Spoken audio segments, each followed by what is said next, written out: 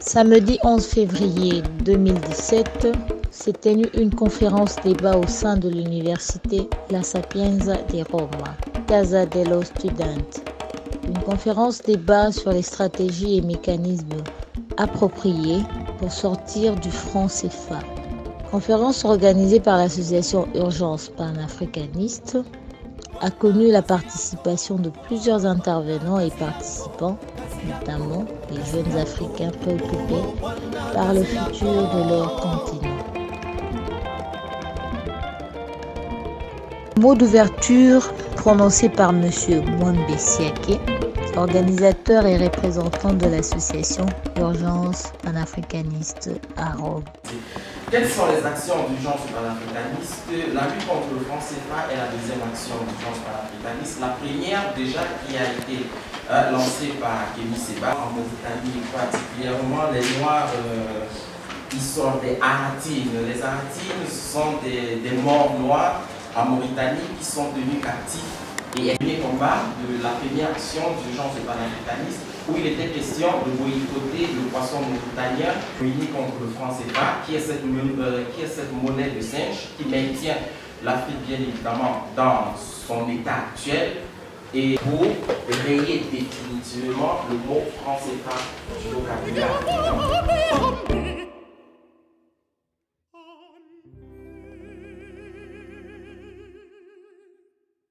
Monsieur Fortune Mwambulu Ekuchu, économiste et directeur de l'African Summer School, qui a tenu la modération. Et ce problème, c'est un problème de souveraineté monétaire. Moi, je suis Fortuna Ekuchu Mwambulu, je suis de la République démocratique du Congo, je suis en Italie depuis 15 ans, j'ai fait des études en économie d'entreprise, je ne suis pas expert monétaire, mais j'ai fait des études en économie d'entreprise, je peux essayer d'entrer en profondeur, mais jusqu'à certaines limites. Et je suis ici comme modérateur de ce panel d'autres experts qui vont parler. Trouver une vidéo de 4 minutes, c'est vraiment très simple, c'est 4 minutes, ça explique un peu en quelques minutes. J'ai très bien pu l'appeler ferme-la et donne-moi tout, ça aurait été pareil. Mais il y a quelques temps, ils se sont dit, c'est vrai que colonie française, ça se fait pas, c'est un peu schmectre quoi. Et du coup, ils ont décidé de changer, et maintenant ils appellent ça coopération financière d'Afrique. Alors là, je dis bravo. Là, je dis bravo. Là, c'est excellent, c'est excellent.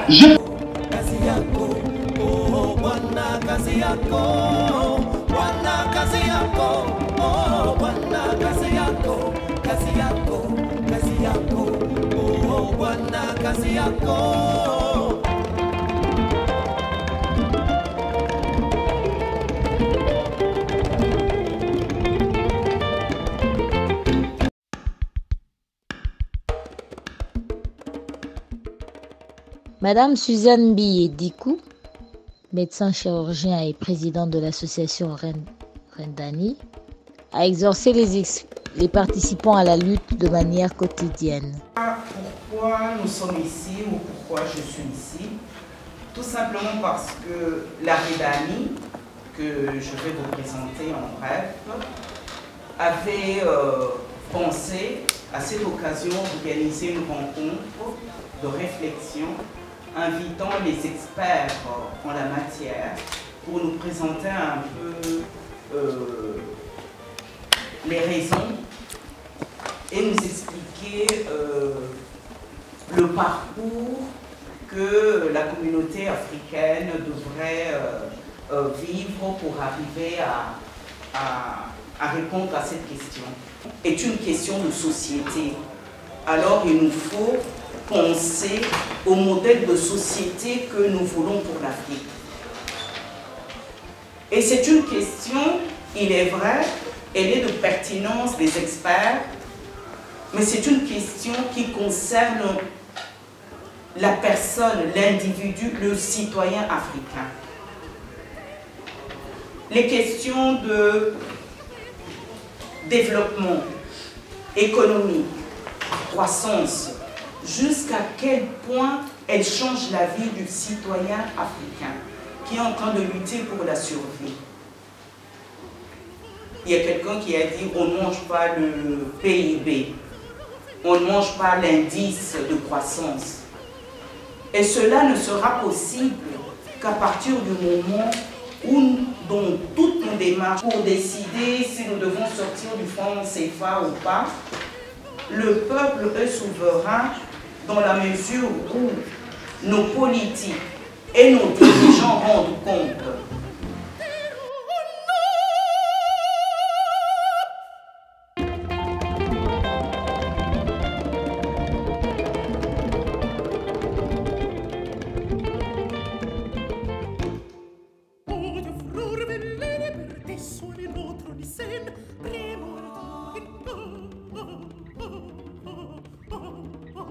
Monsieur Wilfried Manongwebi, doctorant en droit public, a soutenu la thèse de l'inconstitutionnalité du franc CFA et l'occupation militaire française en Afrique.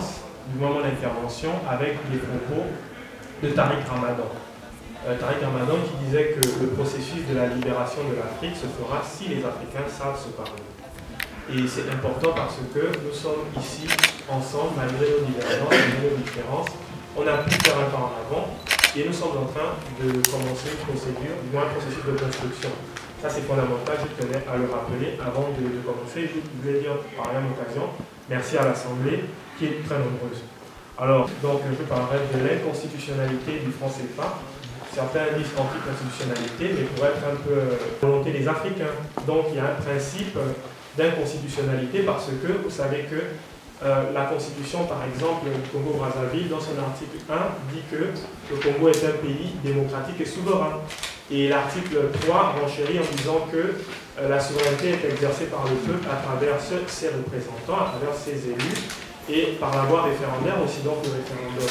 Or, quand De Gaulle, le 25 décembre 1945, crée la monnaie par le décret 45-0136, il ne se réfère pas à la population africaine. Il entreprend simplement de prendre une décision. C'est vrai que nous n'avons pas encore le statut de pays indépendant, mais par la suite, on voit que ni les parlements n'ont été consultés, ni les populations africaines, alors que la monnaie, c'est un instrument, un attribut de souveraineté nationale. Donc on ne peut pas déléguer la volonté d'un peuple à un individu, une tierce personne, qui n'est pas partie intégrante au territoire en question, qui ne fait pas partie de la nation en question.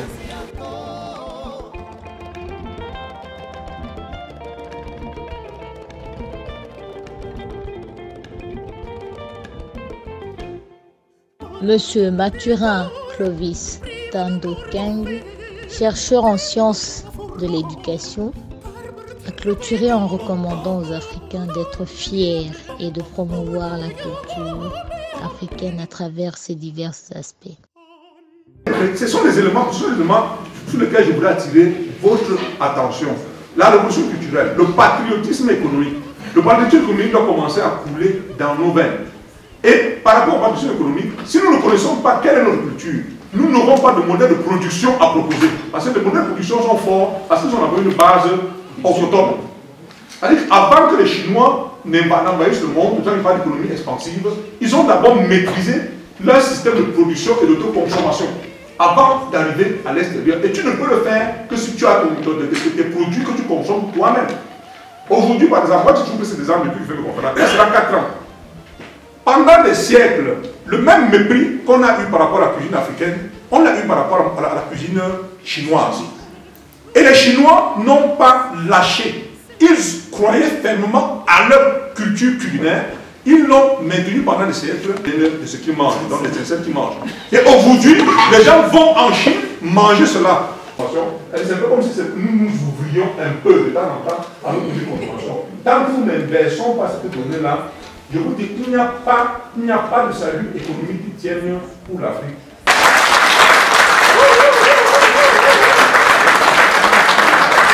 Dans le business de nos vêtements, ils doivent aussi encore grandir dans la question du marketing. Parce que nous proposons nos trucs, nous ne sommes même pas convaincus, comme a dit Mathieu. Hein. C'est ça. On doit être convaincus. Quand on propose des trucs, on dit ah là, ça c'est notre brand.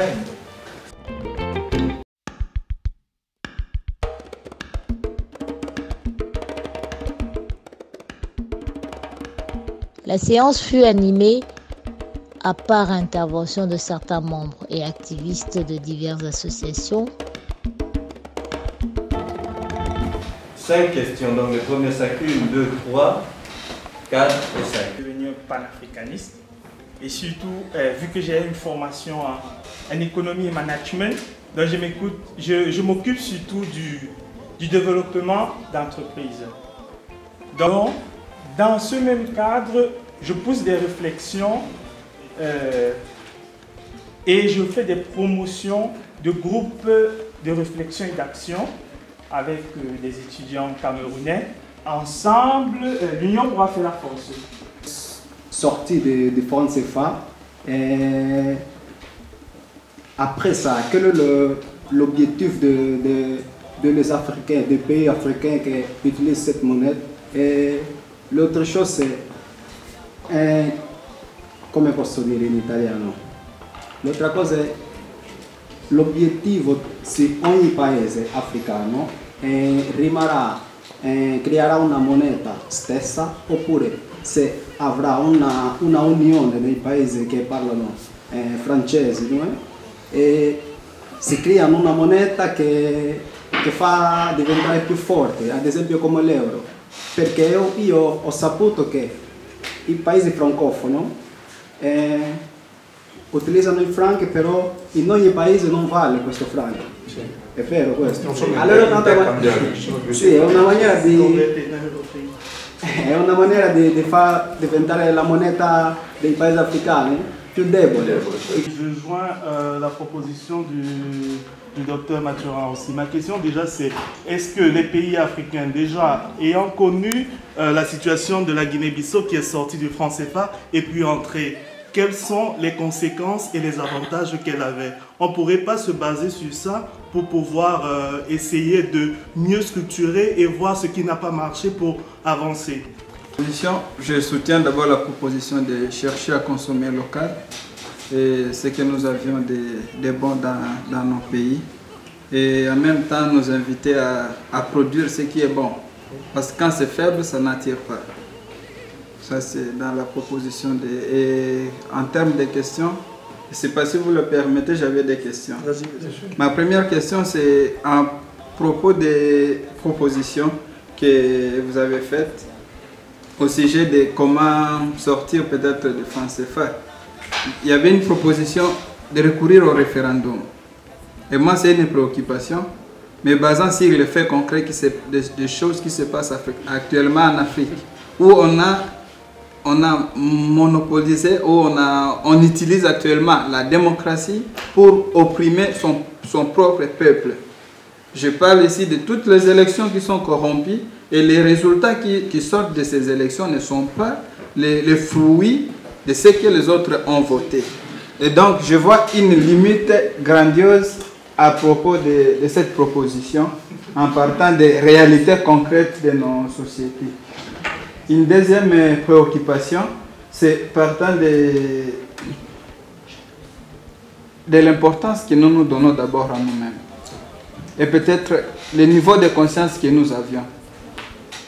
Ça me semble un peu banal. Tu discutes avec des prêtres, tu discutes avec des doctorants, tu discutes avec des médecins, et ils te disent que nous ne changerons rien de l'Afrique. Ils sont africains et ils te disent ça.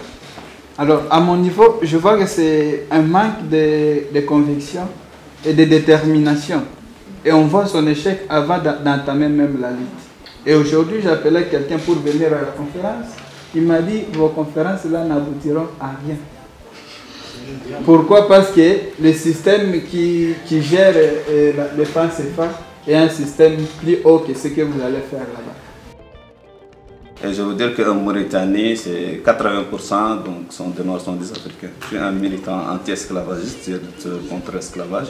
Pourquoi je suis là? Je suis là parce que je suis panafricaniste. Deuxièmement, que le dirigeant panafricain à Dakar, que Misaba et les autres, c'est mes amis, ils m'ont vraiment soutenu de notre combat en Mauritanie. J'étais là-bas en août. C'est pour cela que je suis là. C'est pas que je veux rendre les monnaies, non, c'est un devoir que je devais le faire, même la Mauritanie qui n'est pas concernée. comme donc le frère qu'il a dit, donc il a tout dit. Il a dit pour qui concerne le référendum, donc je pense que ça, on devrait vraiment oublier ça. Parce qu'on sait nos dictateurs, parce que moi donc je suis anti-gouvernateur et je sais nos dictateurs, on sait que si on fait le référendum, donc c'est fini, c'est eux qui vont gagner, ça c'est sûr. Pour moi donc la solution pour créer une banque centrale pour l'Afrique, ça je pense que c'est une bonne solution. Autre chose pour faire de la sensibilisation. C'est pas que de la langue française, non, de nos langues maternelles. Donc on devrait partir, nos jeunes, ils sont vraiment actifs. Et je sais bien que c'est nous leur espoir, c'est nous qui on vit ici en Europe parce qu'on a un peu de liberté qu'on peut parler. On devrait vraiment s'organiser, même essayer de faire, comme dont vous avez parlé, des projets, chercher des projets pour vraiment financer les jeunes qui partent dans les villages en Afrique pour faire la sensibilisation pour le français, pas n'importe. Leur problème, c'est leur faute, c'est leur couleur de peau. Ils ont été esclavagés par des autres ethnies. Donc ça arrive, il est donc dans notre pays comme dans la Mauritanie. C'est un pays dit que c'est un pays islamique, mais c'est un pays esclavagiste. Donc ça, c'est un. C'est pour cela vraiment donc je vous soutiens et je suis vraiment avec vous. Je vis ici à Rome et ce que vous avez fait, donc je suis là.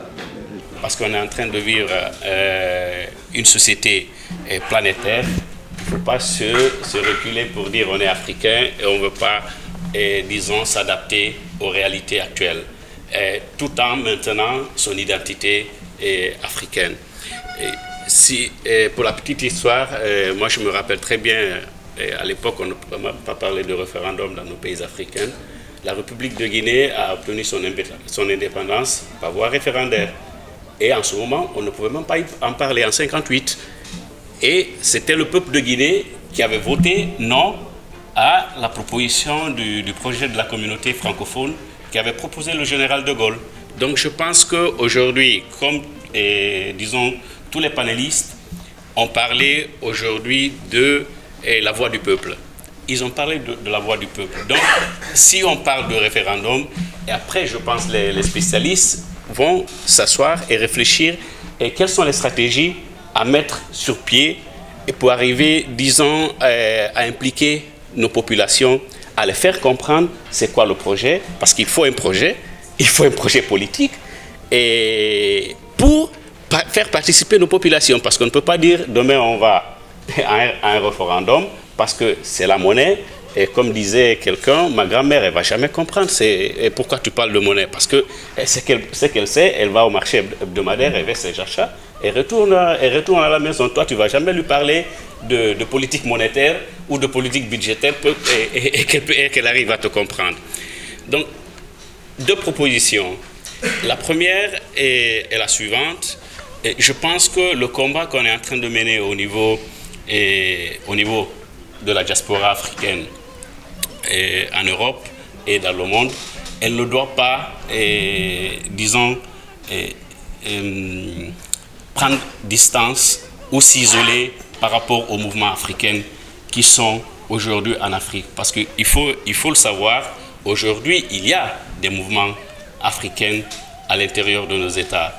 Il y a des mouvements sous-régionaux qui sont en train de bouger, des jeunes intellectuels. Quand on parle de la qualité intellectuelle et culturelle de nos jeunes aujourd'hui, il y a des mouvements. Donc je pense qu'il faut créer un lien, un trait d'union avec ces mouvements qui sont en train de se créer en Europe ici et celles qui sont déjà en Afrique, parce qu'on ne peut rien faire de la diaspora sans nos frères et nos frères et sœurs qui sont en Afrique.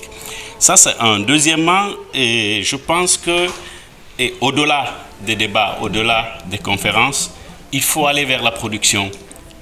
Il faut aller vers la production parce qu'aujourd'hui, je pense qu'autour dans cette salle, c'est vrai, peut-être qu'il y a des experts en la matière, mais quand on parle d'un thème, il faut aller aussi vers les experts pour voir non seulement les termes techniques, la faisabilité et les stratégies qu'il faut utiliser pour l'appliquer. Moi, je proposais tout de suite d'aller vers un forum et au niveau international, là où aujourd'hui on est en train de faire des conférences, dépasser la conférence, les débats et s'asseoir, mettre des techniciens et des experts là-dessus pour réfléchir et produire des documents à proposer aujourd'hui à tout ce mouvement qui est en train de se créer, que ce soit ici, que ce soit en Afrique. Je pense que ça doit être le prochain pas qu'il faut emboîter. Et comme on dit toujours souvent, je comprends bien Barthélémy, ton ami, qui t'a dit vos conférences ne vont pas produire, parce que souvent on a du mal à arriver au concret. Je pense que comme ça, on peut impliquer nos intellectuels, on peut impliquer nos jeunes qui ont envie de participer, disons, à la construction de l'édifice Afrique. Merci beaucoup. Heureusement que je ne suis pas très spécialiste pour, n'est-ce pas, éterniser mon propos. Et puis, je crois que le contributeur précédent a embrayé sur ce que je prévois dire aujourd'hui. Parce que vous voyez, parler de comment sortir du franc CFA en prenant des moyens élitistes ou bien élitistes pour dire, ok, ça concerne une certaine catégorie de personnes, les dirigeants, je crois que c'est un peu compliqué. À mon sens, du genre, je me dis, si chacun de nous, par exemple, pense que ce combat doit être mené par lui, c'est lui qui doit être le meneur de ce combat, je crois que les résultats devraient être plus efficaces et plus, je dirais, plus immédiats en fait. Ça signifie quoi? J'ai entendu dire sur certains plateaux que c'est en principe la production qui supporte la monnaie. Ça signifie que, ok, on va sortir du franc CFA, c'est très bien. Mais après quoi? Si on ne peut pas produire, ce qui va supporter, et ce qui va donner de la valeur à cette monnaie, n'est-ce pas, qui sera nouvellement créée. Alors, ce que je proposais, ou bien je proposerais, ce serait que chacun de nous se sente véritablement impliqué par ce combat. Nous sommes des étudiants, et puis il y a des éminences, n'est-ce pas? Que chacun se dise que moi, mon domaine, qu'est-ce que je peux faire? Qu'est-ce que je peux produire? N'est-ce pas? Ça veut dire quoi? Produire quelque chose qui soit véritablement teinté de cette philosophie africaine à vendre là en fait. Ok, moi je ne vais pas fabriquer par exemple du textile qui ressemble à un textile de Dolce & Gabbana parce que ça c'est du déjà vu. Je dois vendre effectivement mon authenticité.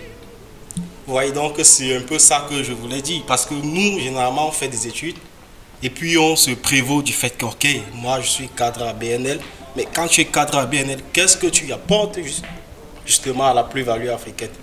Rien, en principe. Il faut... Je m'appelle Michel Fegou, je viens tout droit du Cameroun, j'arrive nouvellement à Rome, bon en Italie, en étranger en effet. Bon, au Cameroun, j'ai été député junior des Nations Unies pour l'association camerounaise pour les Nations Unies. Donc, député junior des Nations Unies pour le Cameroun. Et au vu de ce que j'ai entendu jusqu'ici, je remarque un problème. Avant de poser ma question, permettez-moi d'abord de faire une observation sur ce qui a été dit, sur ce qui a été présenté avant moi. Je note un problème de confiance. Parce que d'abord quoi? Pour pouvoir sortir du franc CFA, nous devons d'abord apprendre à avoir confiance à nos institutions. Parce que quoi? Nous ne pouvons pas prétendre retirer au monde de la France la production du franc CFA pour les remettre aux Camerounais, bon, aux Africains, si on n'a pas confiance à ces Africains-là. C'est alors la question dont j'aimerais que chacun de nous se pose ici. Soit, bon, en fait, de choisir notre camp. Soit on est avec les Français, soit on est avec les Africains. J'appelle alors chacun de choisir. À nous de choisir qui va nous tromper, soit les Africains, soit alors...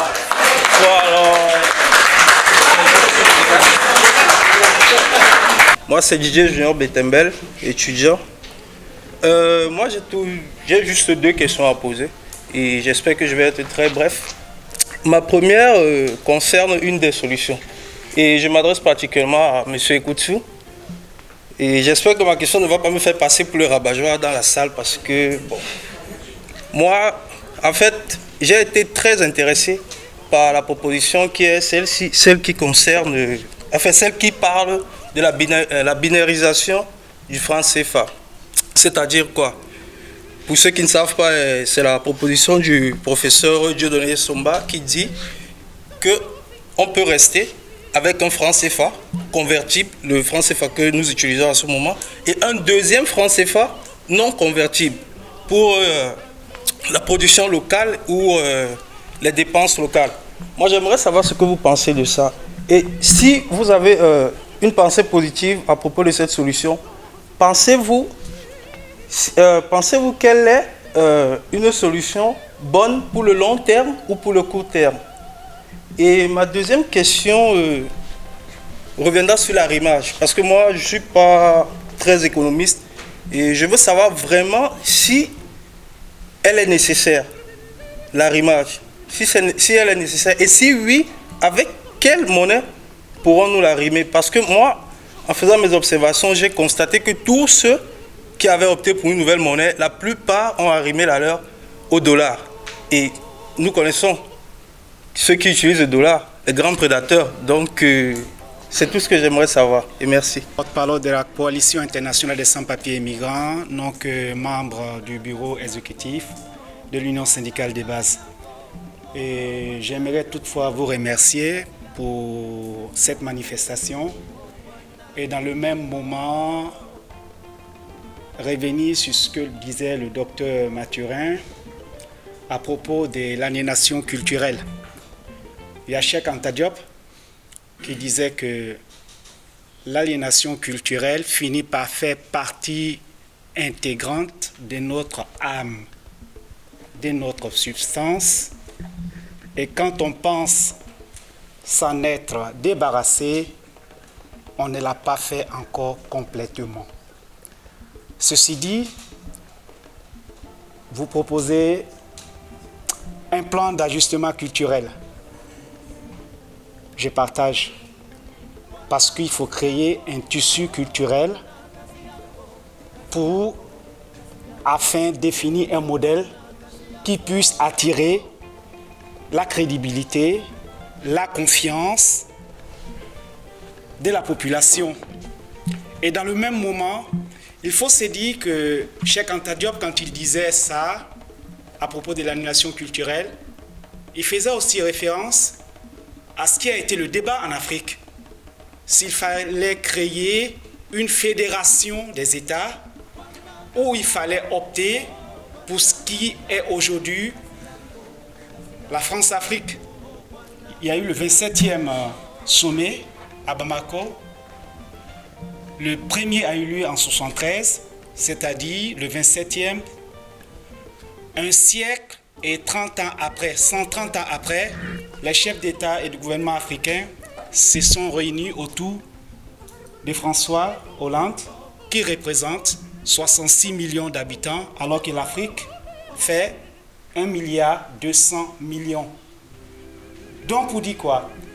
Cette aliénation culturelle aujourd'hui a implanté, a inculqué dans nos mentalités, dans nos cerveaux, dans nos cultures, le partage d'un modèle économique qui est le capitalisme. Il faut le dire.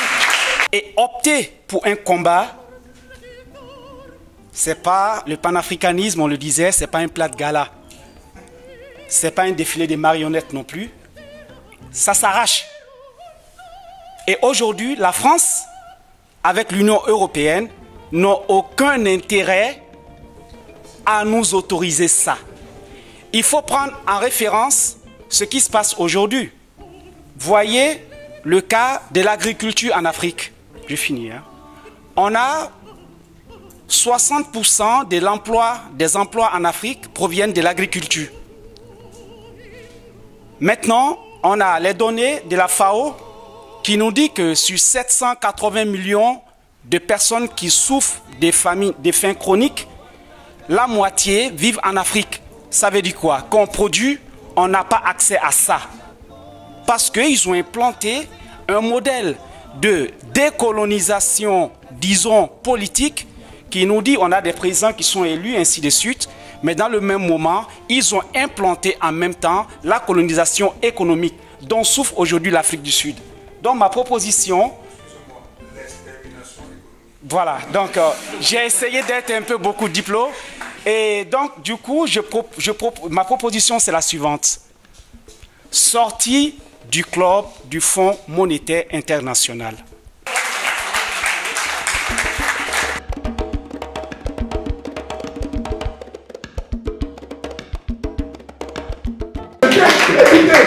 Le problème aujourd'hui, c'est que nous avons peur, nous sommes tellement dans le système, que nous avons peur de ce qu'on nous présente comme étant un retour en arrière. L'authenticité part de là. Quand nous aurons notre authenticité et nous susciterons le respect, non seulement de nos dirigeants actuels.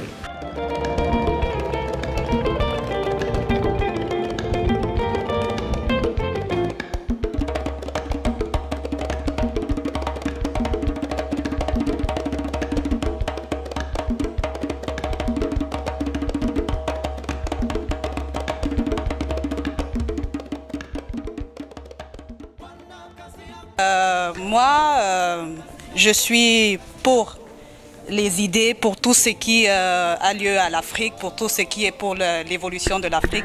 Et donc ma résolution, je l'ai déjà prise et je continue aux sorties d'ici, c'est de continuer à participer à toute manifestation, conférence, abrapalabre, qui parle des problèmes qui nous regardent, de nos problèmes d'identité. Et une autre résolution personnelle, c'est déjà de... Quand on se retrouve en Europe, comme ça, on échange avec des autres, c'est de donner une image digne de la femme africaine, de ce qu'on est, une image assez simple, voilà, et une image de la femme humble, de la femme qui a de l'amour à donner, toujours dans toutes les circonstances, avec nos camarades. De cette femme-là qui ne connaît pas l'hypocrisie, qui ne cherche pas l'intérêt au point de nuire à la personne. Et donc, une autre résolution très simple, c'est de ne pas acheter les nouveaux produits que je vois circuler où on écrit, marqué en gros caractères, Senza olio di palma. Ceux-là, je ne les achète pas. Bon, je viens d'abord m'adresser à la dame et à toutes les dames de revendiquer encore la centralité de la femme, du rôle de la femme africaine. Il y a beaucoup de sujets qu'on a touchés. D'abord, on doit encore lutter beaucoup en Afrique contre, je ne sais pas comment on appelle ça en français, je dis en italien, l'infibulation. C'est déjà une grave encore à cette 2017. Il y a autre chose, comme on a touché le CFA, mais ça doit être un peu plus profond le discours. Comme vous avez touché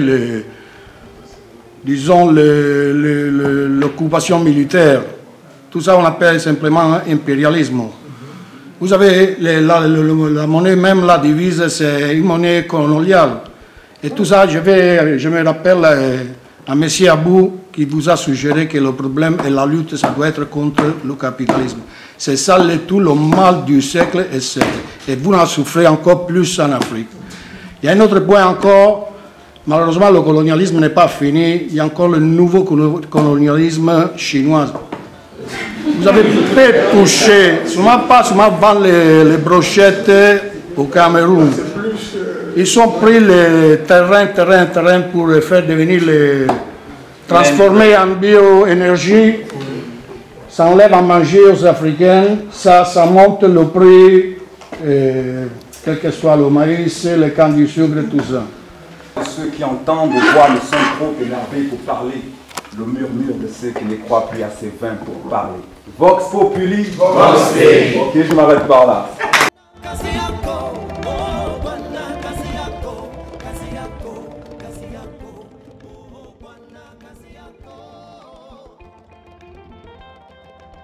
Débutée à 17h, la conférence a pris fin à 19h avec beaucoup de satisfaction de la part de tous ceux qui ont pris part. Essayiste panafricaniste qui s'est engagé dans une démarche de révolution, pas de révolution, de reconstitution et de renaissance africaine. Là, je suis très ému qu'à cette séance de Rome, plusieurs personnes ont fait le déplacement, ils ont pris de leur temps et de leur argent pour venir assister à cette conférence. Vraiment, ça nous va droit au cœur. Ça veut dire que tous nos efforts n'ont pas été en vain. Et là, je m'inscris dans une démarche de continuer à tous mes frères qui n'ont pas pu venir, de quitter derrière le clavier, de venir avec nous et de débattre, d'apporter leurs idées. Parce qu'ensemble, on pourra être unis et forts. Et pouvoir demain se présenter dans le marché du donnant-donné. Si nous ne produisons pas, nous ne nous aimons pas, et nous ne pourrons pas être respectés. Ça, c'est ce qui s'appelle l'autodétermination. J'invite tout le monde, tous les Africains, à s'autodéterminer.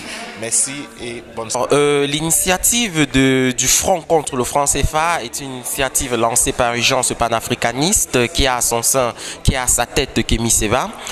L'Urgence panafricaniste est une ONG qui regroupe en son sein tous les Africains et a pour objectif de lutter pour la libération de l'Afrique et du peuple noir, en particulier le peuple noir d'Afrique et de sa diaspora. La goutte d'eau qui a débordé le vase, nous ne pouvons pas dire qu'il y a une goutte d'eau qui a débordé le vase, parce que ça c'est un combat qui est mené depuis des années, depuis des décennies, moi je dirais même. Et peut-être avant, il n'y avait pas assez de personnes informées sur les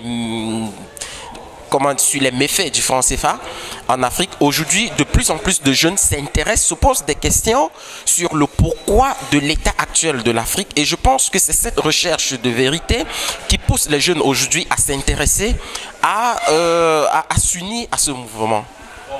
Et ce mouvement aujourd'hui est plus fort que par le passé. Et je pense que nous finirons par avoir gain de cause. Une renaissance africaine à travers sa diaspora qui immigre l'Europe de manière légale et clandestine, surtout clandestine. Est-ce que vous y croyez à cette renaissance avec cet échantillon, cette représentation de la diaspora?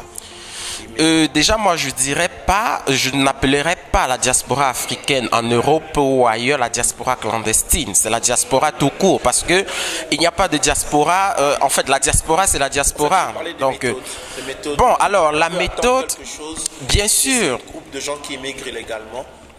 On peut attendre quelque chose de ces gens parce que chacun sait pourquoi il vient en Europe. Certains viennent pour des raisons économiques, si on peut dire. D'autres viennent, bien entendu, pour des raisons d'échange.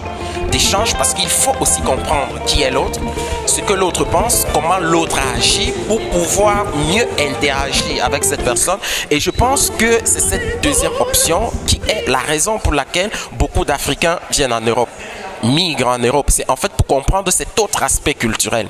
Et ce n'est qu'après avoir compris cet autre aspect culturel qu'on pourra causer yeux dans yeux, parler yeux dans yeux, s'asseoir tête à tête et discuter avec ces personnes. Si vous regardez un peu, ceux qui sont en Afrique, par exemple, qui n'ont pas encore pu venir en Europe, ont encore le mythe de l'Européen, le mythe du blanc. Celui-là qui est sans faute, qui est. Par contre, les Africains qui ont été en Europe savent qui il est. On sait qu'ils ont aussi des faiblesses. Ce sont des êtres humains comme nous. Ce ne sont pas des super personnes. Ce sont des personnes qui pleurent aussi, qui rient, qui ont des moments de joie et de peine. Alors, puisque nous l'avons compris étant ici, ça nous pousse, ça nous fait comprendre qu'on peut aussi, n'est-ce pas, négocier avec eux. Ce sont des personnes comme nous, donc il n'y a pas de complexe d'infériorité face à eux. Participé à cette rencontre pour la première fois en Italie. Les jeunes de la diaspora africaine se réunissent pour réfléchir sur la question du futur du continent africain. Aujourd'hui, on a parlé des questions monétaires, on a parlé des questions du franc CFA, mais surtout, cette question de monétaire nous a amené, disons, à prendre conscience sur ce qu'est le futur de notre continent. C'est-à-dire sur toutes les questions culturelles, sociales, économiques, et le rôle de ces jeunes de la diaspora africaine qui vivent en Europe et dans la construction de l'édifice de ce continent. Et moi, à Turin, au-delà de mon travail, je travaille dans l'immigration parce que je suis expert dans le domaine de l'immigration. Et aujourd'hui, je suis en train de promouvoir un événement mondial qui est un événement de l'UNESCO qui a nominé la Guinée comme capitale mondiale du livre de l'année 2017-2018 et je suis le point focal pour l'Italie. Je suis en train de promouvoir cette activité. Le 31 mars prochain, on fera la conférence inaugurale et après, il y aura une année d'activité entre la Guinée et l'Italie. Je pense que la même chose va se faire au niveau européen. Voilà.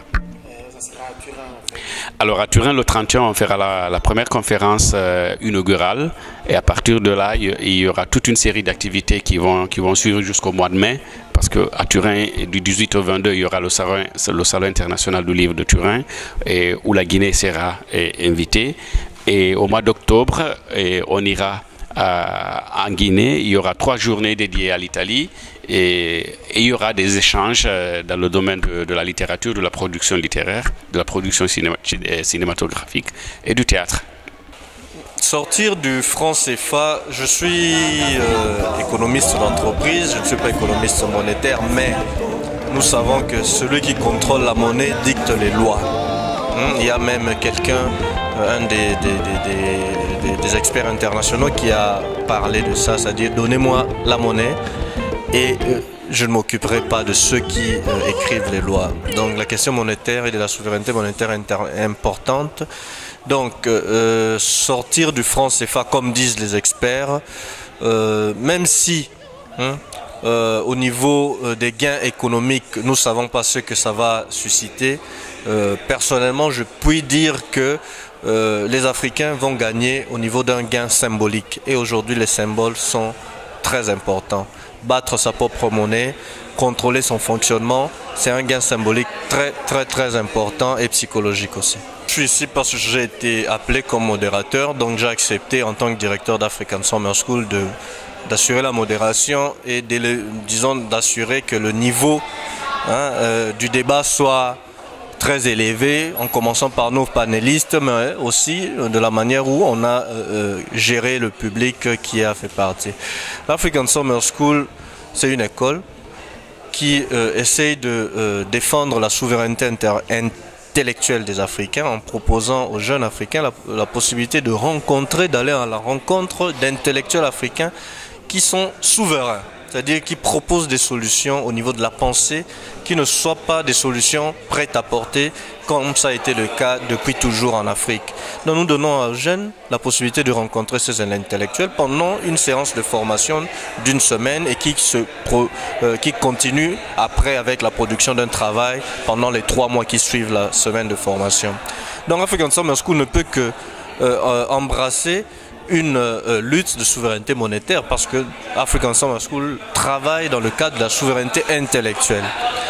Au niveau économique aussi, il y a des accointances dans le sens que nous, à African Summer School, nous promouvons l'entrepreneuriat sur base culturelle des jeunes africains, afro-descendants en Europe et aussi en Afrique. Donc ça nous trouve que, disons, il y a des accointances avec ce qui a été dit aujourd'hui parce qu'un des panélistes a parlé du patriotisme au niveau économique et culturel. Donc nous nous trouvons vraiment en diapason avec les résolutions qui ont été prises aujourd'hui et les propositions qui ont été données par nos panélistes. Ben, je pense que la question qui se pose aujourd'hui, qui est au bout des lèvres de tout le monde, on s'est dit que l'Europe ne peut pas accueillir tout ce nombre de personnes qui arrivent aujourd'hui sur le territoire européen. Et dans le même moment, on s'est dit donc du coup, il faut signer des accords avec les États africains afin qu'ils arrêtent ce mouvement de personnes. Mais ce n'est pas ça le fond du débat. Le fond du débat, c'est d'expliquer que ces personnes qui aujourd'hui se retrouvent englobées par la mer, c'est-à-dire avalées par la mer, il faut compter plus de 28 000 personnes qui ont perdu la vie dans les 10 dernières années et il faut expliquer les motifs, les raisons de leur fuite comme si c'était des damnés de la terre.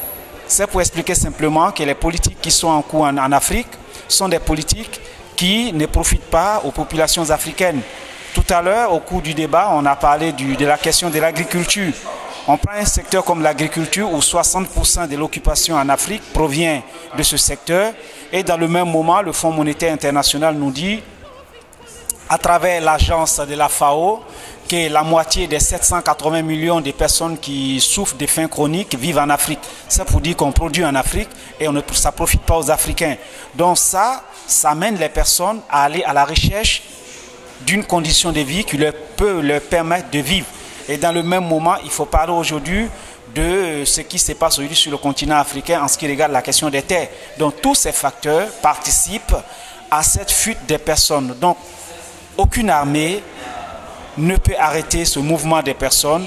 L'unique chose, c'est de permettre au peuple africain, au peuple qui fut ces politiques, de pouvoir vivre d'une façon digne et de pouvoir profiter de ce qu'ils produisent sur leur propre terre. C'est ça la question.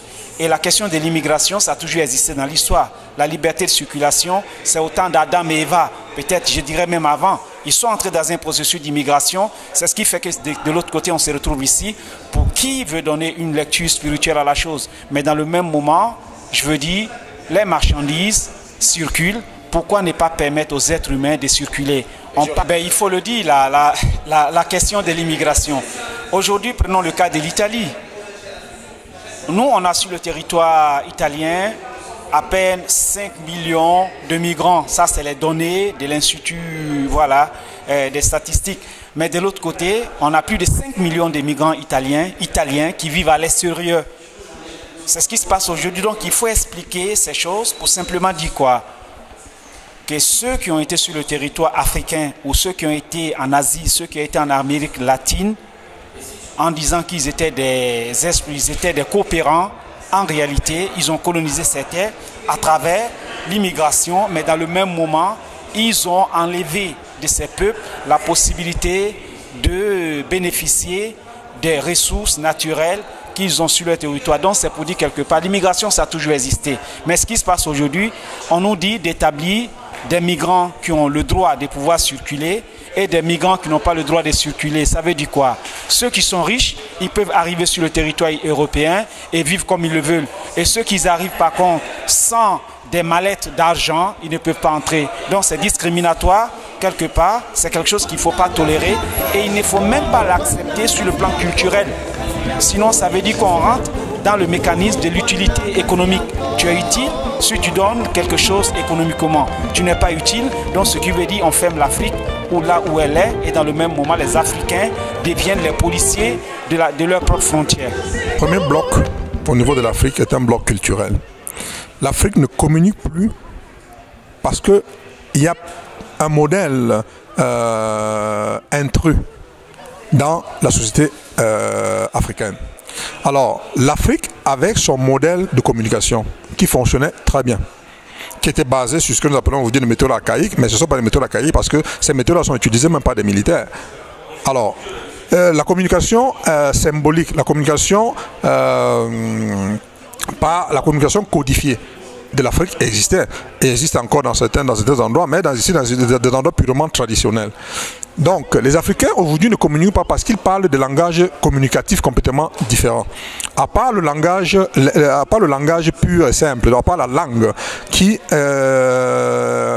est une langue inexistante pour ce qui concerne l'Afrique. L'Afrique parle plusieurs langues occidentales et au détriment des langues locales. Mais déjà, la méthode de communication a complètement changé parce que tout le monde est orienté à vouloir copier les codes, à vouloir copier l'éthique de la communication occidentale. Et tout le monde ne comprend pas ça. Donc cette méthode de communication est réservée à une certaine élite qui l'utilise à bon escient ou pour des fins qui ne sont pas toujours avouables. Le problème est celui-ci. Les Africains doivent retrouver une communication africaine. C'est-à-dire qu'ils doivent retrouver des codes africains. Je ne suis pas un extrémiste. Je ne suis pas en train de demander aux Africains de s'extrémiser. Je suis en train de dire une chose aux Africains. Dans le monde globalisé, pour pouvoir s'affirmer, tu dois avoir une base de repli. Comme le font les Chinois, comme le font les Européens eux-mêmes. Alors si nous nous présentons dans le monde globalisé comme étant des mauvaises copies de l'Occident ou bien comme étant des mauvaises copies de l'Orient, nous n'allons nulle part. Donc nous devons retrouver nos méthodes communicatives, nous devons retrouver nos méthodes de production basées sur des produits typiquement africains qui répondent à nos nécessités à nous Africains. Et puis après, nous pourrons nous proposer sur le marché international, là, avec des propositions vraies. Donc l'indépendance économique de l'Afrique est encore possible pour... L'indépendance économique de l'Afrique est possible, mais si les Africains ne changent pas de modèle culturel, ce serait impossible. Parce que le problème ici n'est pas seulement d'abandonner le franc CFA, comme je le disais. Le problème ici est de créer un système de production qui réponde à la culture africaine. C'est-à-dire que les Africains commencent à comprendre que le champagne n'est pas excellent par rapport au matango. Le matango est quelque chose de naturel, de biologique, qui peut être valorisé au même titre que le champagne. Alors tant que nous allons croire que le champagne est supérieur au matango, nous allons dépenser nos argent pour alimenter les firmes qui fabriquent le champagne en Occident et boire du champagne en tant que de pauvres cons. Alors si nous valorisons le matango, non seulement nous allons trouver le moyen de produire de manière respectable le matango, et on pourrait aussi l'exporter parce qu'il y a ce qu'on appelle la réciprocité dans toute procédure internationale, mais dans la réciprocité, il y a ce qu'on appelle un élément fondamental qui est l'élément de la conviction. Si je t'apporte mon produit et je ne suis pas convaincu de mon produit, tu ne peux pas l'acheter, je ne peux pas te le faire acheter. Le marketing fonctionne comme ça. Alors si déjà je me présente comme étant un complexé par rapport au champagne, alors je serai dépendant du champagne toute ma vie parce que jamais je n'irai acheter un champagne produit au Cameroun. Parce qu'à la fin, nous demandons quoi? Nous demandons les originalités. Donc si je vais au Cameroun produire du champagne, les Camerounais n'achèteront pas mon champagne, à moins que je ne le vende à vil prix. Parce que le champagne original est celui qui vient de la France. La même chose avec le fumante italien, la même chose avec le vin rouge, et ainsi de suite, ainsi de suite. Donc nous devons faire attention. Nous devons retrouver les valeurs africaines. Tout à l'heure, j'ai parlé des Brésiliennes, c'était pas seulement pour taquiner nos sœurs. Alors, nos sœurs se plaignent parce qu'elles disent que quand elles font le coiffure africaine, leurs cheveux se cassent. Elles doivent savoir que même les cheveux des blanches se cassaient au départ. Mais à force de vouloir maintenir leurs cheveux dans leur originalité, on a fini par trouver les produits adéquats et les méthodes de traitement des cheveux adéquats pour que ces cheveux ne se cassent pas. Mais si elles n'insistent pas à utiliser, à valoriser les cultures africaines parce que les cheveux se cassent, on n'aura pas... on ne sera pas poussé à rechercher les voies et moyens pour que les produits africains ne se cassent plus par rapport aux coiffures africaines. Et on ira alimenter quoi? On ira alimenter d'autres économies en achetant des mèches brésiliennes. Pour les mèches brésiliennes, tu achètes des produits qui sont produits par rapport à ce genre de cheveux-là. Et nous nous retrouvons avec nos femmes qui, quand elles enlèvent les perruques, elles sont comme des monstres parce que les cheveux sont abandonnés en eux-mêmes et on met tout ce qu'il y a au-dessus pour camoufler le reste. Alors que nos femmes commencent, par exemple, ça c'est un exemple, que nos femmes commencent parce qu'une brésilienne coûte 500 €. Ok? Avec 500 €, tu me fais je ne sais pas combien de coiffures africaines. Si on ne commence, parce que moi je dis que c'est une excuse. Alors si on ne commence pas à faire des coiffures africaines, on ne va pas réfléchir sur comment faire en sorte que les cheveux, les coiffures africaines ne fassent plus mal à nos femmes, et ainsi de suite, ainsi de suite. Donc, je m'appelle Yacoub Diarra, un militant anti-esclavagiste, et je représente ici mon mouvement IRA Mauritanie, Initiative Résurgence Abolitionniste en Italie. Je suis le représentant. C'est ça, donc jusqu'à présent que la Mauritanie, que l'esclavage existe par ascendance. Il y a plusieurs façons de l'esclavage, l'esclavage domestique, et il y a plusieurs façons de l'esclavage. On peut dire que 20% de la population de la Mauritanie, 4 millions, donc ils sont des esclaves. Il y a des gens qui naissent esclaves, et maintenant donc on est là pour faire la sensibilisation dans le monde, et comme initiative de régence abolitionniste, ça veut dire IRA, on a plusieurs sections, notre section en France et la section d'Italie que moi je représente. C'est pour ça que je suis là, pour soutenir les régences pan-africaines, parce qu'ils m'ont fait vraiment on a fait beaucoup de travail ensemble à Dakar, dirigé par notre frère ami Kémy Saba. Ils m'ont vraiment soutenu à Dakar, ils ont fait beaucoup de manifestations avec nous pour dénoncer ce phénomène-là. Donc en Mauritanie, comme je déjà souligné, il y a plusieurs façons de l'esclavage. Il y a l'esclavage par ascendance, il y a l'esclavage même qui s'est collégué à la religion. Il dit que l'esclave, il devait être toujours un esclave, parce que s'il veut la paradis se trouve sur les pieds de son maître. Donc il y a beaucoup de choses. Et en Mauritanie, il y a en majorité les Aratines, une communauté qui représente 50%, 45 à 50% de la population mauritanie.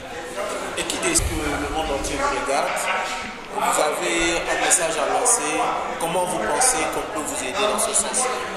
Si, donc c'est pour cela, comme je vous disais, que vraiment on est en train de faire la sensibilisation pour ce phénomène-là. Comme que ici en Italie, on dit que donc, la Mauritanie c'est 4 heures ou 5 heures de temps de l'Italie et il y a des gens qui naissent esclaves.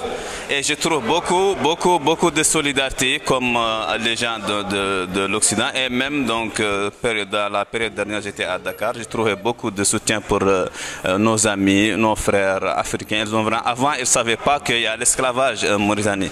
Mais actuellement, donc, les majeurs le savent et ils sont vraiment en train de nous soutenir et tout ça.